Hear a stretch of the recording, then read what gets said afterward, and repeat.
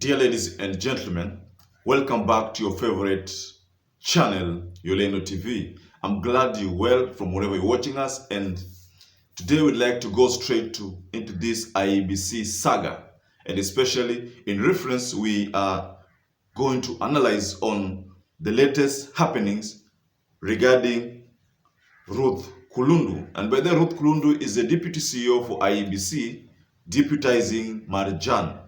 And you know Marjan has been the talk of the news lately, especially from the time election was approaching until the time election ended. So ladies and gentlemen, there is something that Azimio One Kenya Alliance issued, which many people believed as a threat. It's a 48 hours threat directed at IEBC, and that IEBC have been urged to rescind the decision that they had of interdicting Ruth Kulundu.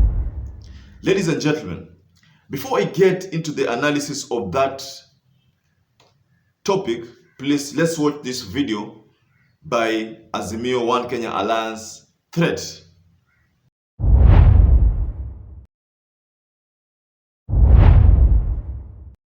We cannot countenance a situation where public officers, civil servants, are being victimized arbitrarily for no apparent reason, but simply because they have been able to discharge their duties fairly and transparently and impartially. The IEBC under Chebukati and the Ruto administration, that they must move with speed and rescind this decision, this outrightly illegal decision, failure to which we are giving them actually 48 hours.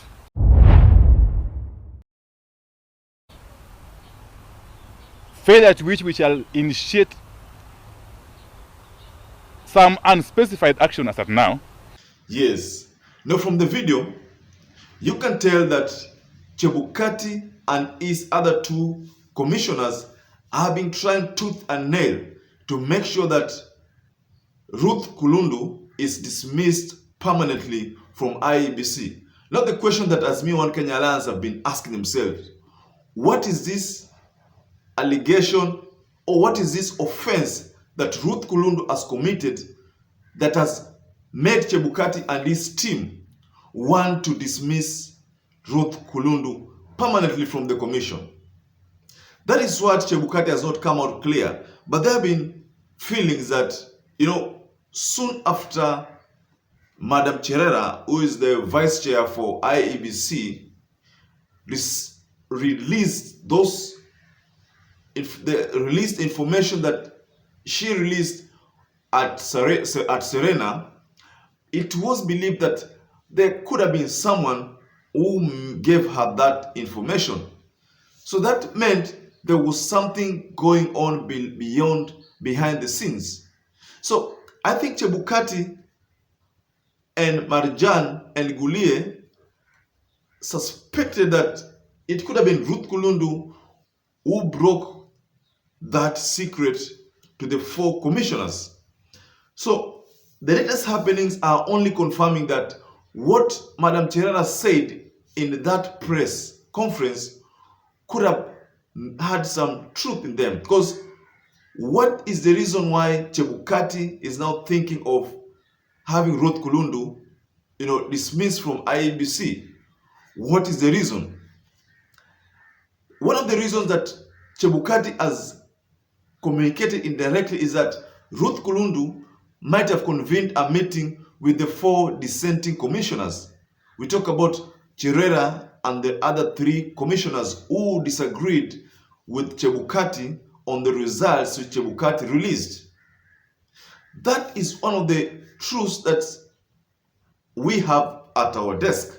That it could have been that Chebukati felt that that meeting that was convened by Ruth Kulundu could have been the reason why Cherera and the other three commissioners got information about that malpractice which Cherera had a lot of guts complaining about. So because of that, Ruth Kulundu has received two showcase letters, and I think by law it requires that he be interdicted. Hello. We are there to defend the rule of law, and we want the lady's case to be handled, and justice must be given. We are not begging for it. So there's no way that 3 people can just decide out of 7 commissioners that they're letting her go. What crime did she commit? And I would want it to go public so that we know. What the IEBC commissioners are doing, they are simply terrorizing staff.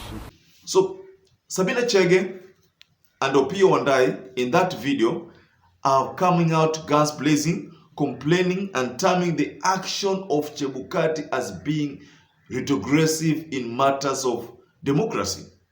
So that is why we find that the actions of Chebukati might call for more actions according to what Azimio One Kenya Alliance are saying. The 40 hours ultimatum that if Chebukati does not rescind that decision of having Ruth Kulundu interdicted, then there is likely to be unspecified actions that might require that they leave office prematurely. Of course, we know that Chebukati is leaving office earlier next year, and word has it that even Gulie is going to leave office almost the same time.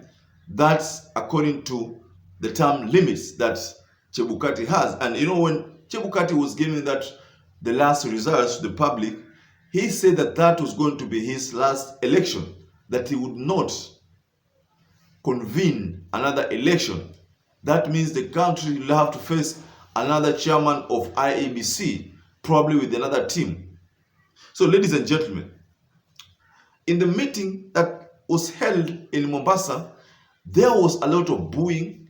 The 4 commissioners were booed, and that could only translate to what we are seeing at the IEBC headquarters, that Chebukati and his team could have worked behind the scene to make sure that the juniors boo the seniors in that meeting. The meeting is meant to force IEBC's dissenting commissioners to maybe think of leaving the commission, because you can't be a senior person and face such an embarrassment and still feel or still have the urge to serve that commission. But that did not work according to Chebukati's plan, because we have information that Cherera and her team are voted to stay put in the IEBC commission. They will not resign according to what we've seen.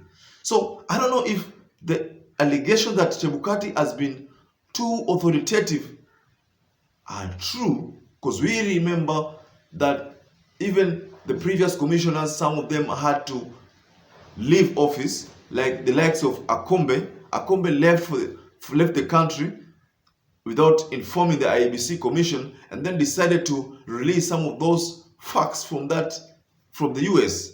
So we don't know whether this is total symbol, that this is symbolic in a way that whatever Akombe used to say, that Chebukati is too bully and too dictatorial, is true. I think that confirms everything. If everything that we are seeing, the events that are unfolding at the IEBC are anything to go by, then I think Chebukati is dictatorial, and that confirms it all.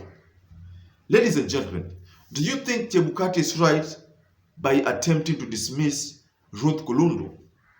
And why is Chebukati trailing his guns on Ruth Kulundu? There could be something that Chebukati knows that we, the public, do not know. But because he knows, he's afraid that this person might leak the information to the public.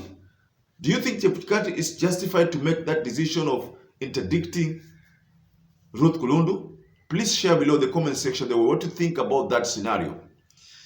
I would like to rest my case there, but until we meet again, I'd like to assure you that I will still follow up on this matter. And we know that, that Azimio has issued a 48 hours ultimatum that if IEBC does not rescind on that decision, then they might have to take unprecedented measures to make sure that Chebukati and his team leave office forcefully. That is a democratic threat, ladies and gentlemen. So allow me to wind up there. But first-time viewers, if or a regular viewer who's not subscribed, please take a moment and subscribe to our channel. That is the only way you support us. by increasing our numbers, because again, that makes other people, other viewers see our channel as being serious one. So I'd like to urge you to stay safe as usual and stay blessed until we meet again for more analysis.